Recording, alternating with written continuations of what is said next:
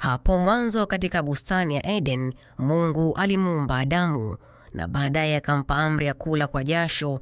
Amri hii ikatoa wepesi wa kumfanya mwanaume kuwa ni kiongozi na kichwa cha familia, mpambanaji na mtu asiyepaswa kukata tamaa. Waswahili wanasema, mchagua jembe si mkulima, mtegemea cha ndugu hufa masikini. Kauli hizi zinawapa nguvu na hamasa wanaume wengi kupambana na shughuli mbalimbali kwa lengo la kujipatia kipato. Mrisho Mohamed kwa zaidi ya miaka 10 hivi sasa anahudumia na kuendesha familia yake kupitia kazi ya konda daladala. Hii ndo kazi yangu mimi, naisaidia kwenye kila kitu. Familia, wazazi nyumbani, kusomesha watoto wangu. Heri ya nusu shari kuliko shari kamili. Wanaume wengi hivi sasa wamejikita kwenye shughuli ya uendeshaji wa pikipiki almaarufu bodaboda.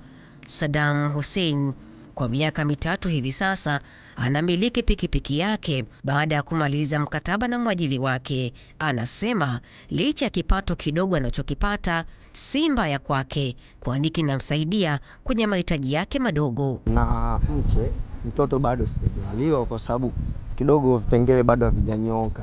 Nimepanga tayari, nishanunua kiwanja Chanika kutokana na kazi hii ya bodaboda. Hapa sasa naanza kukusanya tu ya kujenga.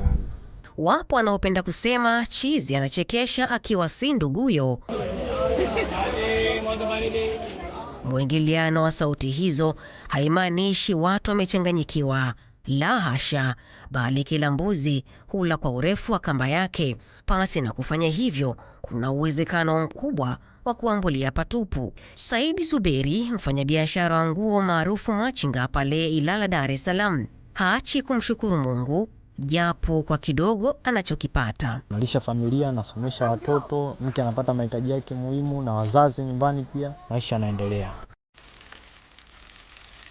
Wakiwa wanakokota baiskeli zao zilizosheheni mizigo kushoto na kulia, mithili ya punda aliyebebeshwa vifurushi, David Kabura na Amri Richard ni wafanyabiashara wa madafu wanaofanya biashara hiyo kwa muda mrefu. Inanisaidia sana kwenye masuala ya kodi, maana ndio kipato changu kinachoniishia hapa mjini, kazi ambazo tunazifanya hizi sio ndoto zetu kabisa. Mihogo na mishikaki ni miongoni mwa vyakula pendwa hususan katika jiji la Dar es Salaam, na wafanyabiashara hiyo walio wengi ni wanaume. Bila shaka, picha inayokujia kichwani kwa wakazi wa Dar es Salaam ni eneo la Coco Beach. Naam, Joseph Mpeka ni miongoni mwa wafanyabiashara wakubwa wa mihogo na mishikaki katika eneo hilo, na hapa anaeleza. Tunahangaika na biashara zetu ndogo ndogo kwa ajili ya kujitafutia mahitaji ya watoto, hizi mahitaji madogo madogo. Mimi nijibane hivyo, yani at least sasa nitafanyaje kama uwezo wangu mimi umefikia ndo hapa.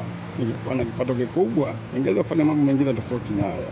Anatafsiriwa kama kichwa cha familia kwa aliyebahatika kupata mtoto anaitwa baba hii leo.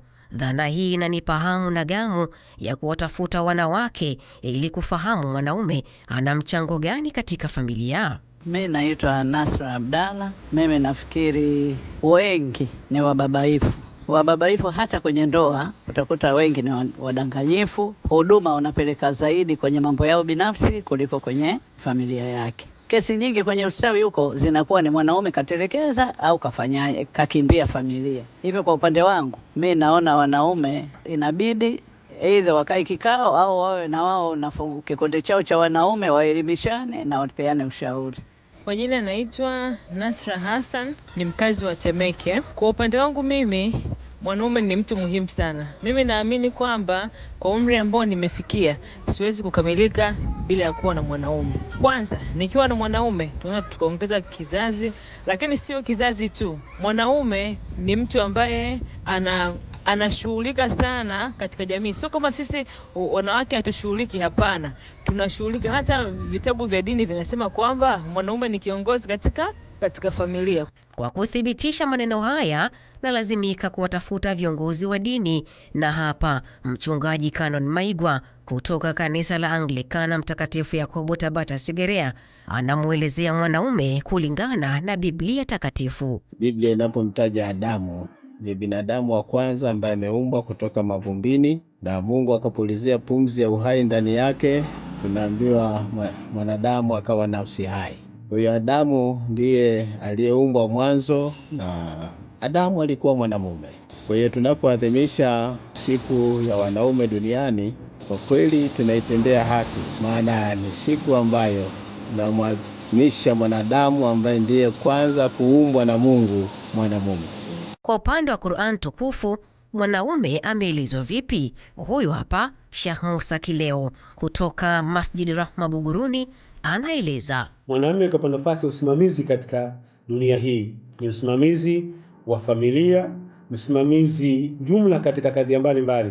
Ndio maana Allah akasema kwenye Qur'an, rijalu qawwamuna 'ala nisa. Mwanamume ni usimamizi wa wanawake. Kana katika kadhia mbalimbali panapokuwa kuna mume na mke na watoto, baba ni msimamizi wa nyumba. Lazima ajue mke wake anakuaje, maisha yake, ibada zake zinakwendaje, na mengine unahusu kijumla. Pia kuhusu watoto, upande wa malezi, maadili yao yanakuaje, wanasoma nini, wanasoma wapi, na wanafanya urafiki na nani. Mambo hili lazima baba alisimamia, alijua saa moja kwa moja, kwa sababu watakapokuwa watoto wamepotoka, wameharibika, ataulizwa yule mwanamume, wewe ni msimamizi uko waje? Na usimamizi huu unapokuwa kwa baba unaendelea hata kama utapokuwa mathalan kuna kadhia nyingine mbalimbali. Palipo na mafanikio hapakosi changamoto. Ukiona kiza mbele kinazidi, jua mwanga ukaribu. Katika shughuli hizo za kujitafutia riziki, hukumbana na kadhia mbalimbali kama wanavyoeleza. Changamoto zipo nyingi barabarani. Kuna kugombana na abiria kuhusu nauli. Hakuta mtu mwingine anajua kabisa nauli labda ni shilingi 700 kwenda Mbezi, lakini mtu akija anakupa shilingi 500. Kukoswa na magari kutokana na bodaboda, mara zote tunaonekana sisi ndo wakorofi. Kazi ya kuuza nguo, changamoto zipo. Kuna siku unaweza kufika ofisini auzi hata nguo moja. Hizi unakuta baskeli mara naibiwa, kuiba kwenyewe unakuta pale ambapo anashika madafu ana raha siku moja. Vitu hivi unakuta vinaharibika mawili matatu, changamoto hiyo. Upande wa changamoto za biashara, wateja sasa wamekuwa kidogo wamepungua. Kulingana na umuhimu wa siku hii, Mchungaji Canon Maigwa sambamba na Sheikh Musa Kileo wanatoa nasaha kwa wanaume. Wanaume wakijitambua kusimama katika nafasi yao, wakajua kabisa kwamba wao ndio vichwa ndani ya familia, yani dunia nzima ingeishi katika usalama mkubwa sana, katika upendo mkubwa sana, katika ushirikiano mkubwa sana. Lakini hali ambayo tunaiona hivi sasa inapoteza hiyo sifa ya mwanamume. Kwanza ni kwa wazazi, waolee watoto malezi ya kujitegemea wenyewe, hasa watoto wa kiume. Maana mtu mwenye majukumu, leo inawezekana ukafa na natasimamia, mwelekeze kwenye ujuzi. Kama wewe ni sonara, ni mjenzi, toka na kijana wako aone kama baba yangu anafanya kitu kama hiki. Kwa sasa hii itafanya vijana walele katika malezi mazuri. Mwaka 1999 dunia ilitambua rasmi mapambano na juhudi za mwanaume kwa kuifanya Novemba 19 kuwa siku mahsusi ya kuthamini uwepo wa mwanaume katika uso wa dunia.